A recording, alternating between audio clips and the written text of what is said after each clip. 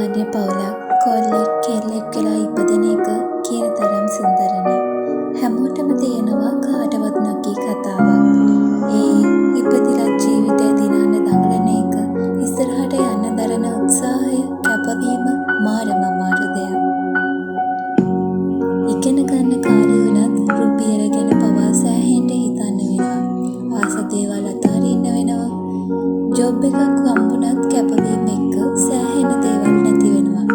Job එකෙන් ඉස්සරහට යන්න හදනකොට තමන්ට තමන් නැති වෙනවා. සමහර විට ළඟම ඉන්න කෙනෙක් නැති වෙනවා. ඒ හැමදේම බැලන්ස් කරන්න ගියොත් එදා වේල කාලා හිටිය හැකි. ඒ ඩ්‍රීම් ඇචීව් කරගන්න නම් සෑහෙන අමාරු වෙනවා. එළියෙන් බලන කෙනෙක්ට ඒක සමහර විට පෙනුනේ නැති වුණාට පොඩි තැන ඉඳන් ආපු හැම කොල්ලෙක්ගේ කෙල්ලෙක්ගේ ජීවිතේම අපිට පේන්නේ නැති මාරම ලොකු කතාවක් තියෙනවා. පේන තරම් සුන්දර නෑ. තනියම කට්ටක් කන්න වෙනවා. ළඟ ඉන්න අය නැති වෙයි. සමහර විට ඉන්න අයට තේරුම් ගන්න බැරි වෙයි. මිනිස්සු hina වෙයි, කතා හදයි, පාගන්න උත්සාහ කරයි, වට්ටයි, නැත්තටම නැති කරන්න හදයි.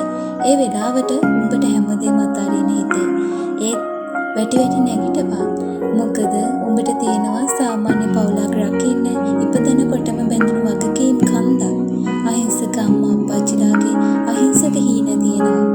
උඹේ අහිංසක ආසාවල් ඇති. අනේ ඒවා වෙනුවෙන් නිදි නැතුව වැඩ කරපන්. දවසක හරියයි. එහෙම කට්ට කන උන්ටයි කියන්නේ කවදා හරි උඹලට හරියනවා.